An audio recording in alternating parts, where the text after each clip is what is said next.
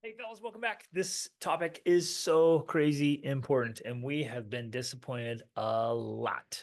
I'm your coach, Greg Denny. My family and I, with 7 children, we've been traveling the world for over 18 years and been to, as a family, over 50 countries. And man, you can imagine we run into a lot of disappointment, from delayed flights to canceled flights to missed flights to closed parks and experiences, traffic jams, strikes in general, trains canceled or missed, or things you expect or look forward to just gone. You can't make it, or you get sick and so you can't go, or something happens, car breaks down, and you're supposed to be having this epic experience. So it's just like blah blah blah. It can happen, and the more you travel, the more opportunities we have to be disappointed. Recently, we had an unbelievable time in the Sahara Desert and traveling through Morocco. And luckily, it was right towards the end of our trip. Our alternator just completely died, and they only speak, and it died in the middle of nowhere, like the worst place it could die. It was horrible. And they speak Arabic and then kind of French as a second language, a little bit of French. And I speak a little bit of French. And so that was the only way we were able to communicate. We were able to get a tow truck and pulled into this just random part of Casablanca and communicate in French.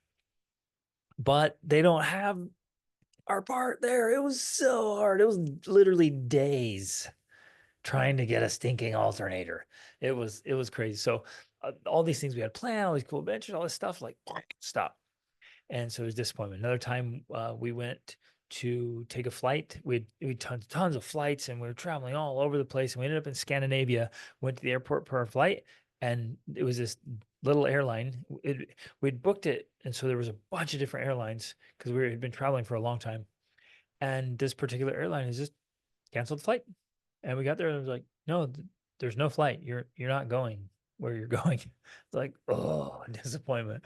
Another time we were in Central America and we traveled all the way across Guatemala. I mean, traffic and windy roads and disc. It was crazy to go to this epic water park. And we got there and it was closed. Like, no, man. Ah. And so it happens, right? It's okay. First of all, it's okay to be disappointed. It's okay. There's nothing wrong with feeling disappointment. In fact, it's a good thing. If you never feel disappointed, it's because you're not allowing yourself to get excited and look forward to things and anticipate. And we want our kids to do the same. So life has some disappointments.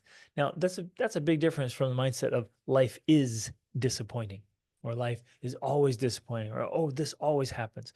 So catch yourself. That's one of the first ways to deal with disappointment, is catch yourself from saying things like that and passing those on to kids. Like, oh, here we go again. Oh, this always happens. Just our luck. Life sucks. Then you die. Like those kind of mindsets and attitudes get passed along, and our kids get so discouraged and so depressed. So the way we feel this point is like, oh man, I, I'm disappointed. I really wanted to have that experience. I really wanted to make it. Like we didn't expect this to happen. Oh, this is frustrating. It really is. But that's about it. You keep a limit around it. You don't blow your gasket. You don't get crazy angry and act like a barbarian. You don't sink into the depths of despair, and you don't throw in the towel and end up in the fetal position on the train platform, right? You show your kids how to handle disappointment. Model it for them in a good, healthy way. It's okay to be disappointed. It's frustrating. Okay, what can we do about it? Right. And I had to train myself to do this early on. Like disappointments would just take the wind out of our sails, and we like for days.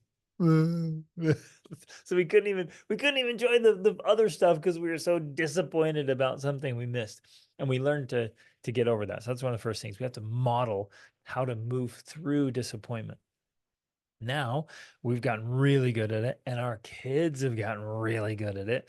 And so we'll roll in. Oh, this happened just recently. We got on an airplane, and right as we were loading and we were about to taxi out and take off, this major thunderstorm hit. We are in China, and the thunderstorm lasted 5 hours. So we sat there in the airplane for 5 hours while the storm raged across the airport, and then we took off for a 9-hour flight. Ah. So needless to say, we had a long, long night, and we missed some of the things we were going to do. But the kids were like, yeah, it happens, and we'll roll with it.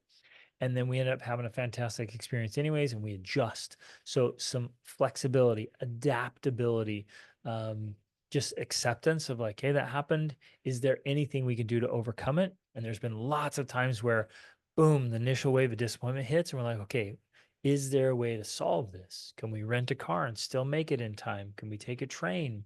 Can we do something else to still go for the thing we were going for? And they're very often, if we hustle and we're creative and innovative, we can still make it happen. And we've done that. And man, your kids learn how to solve problems. You learn how to solve problems. It's such a powerful skill to be able to figure this out. Then, if you cannot get to the original, we always say, well, okay, what can we do instead? We're stuck here in this town. We're stuck in the city.